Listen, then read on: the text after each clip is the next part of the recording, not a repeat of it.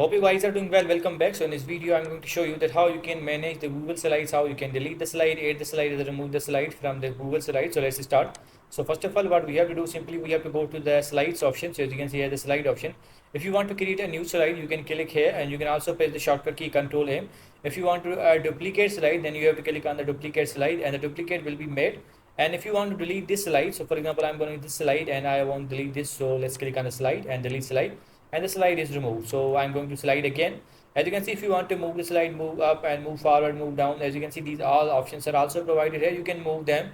If you want to change the background of the slide, you have to click on the change background, and now you have to choose that which background you want. I want this one, so let's click on the done. So as you can see, now the background is changed. So in this way you can use the slide option, as you can see. So I hope you guys understand this video, that how you can use the slide option, how you can delete, add and remove and change the background color. So see you guys in the next video.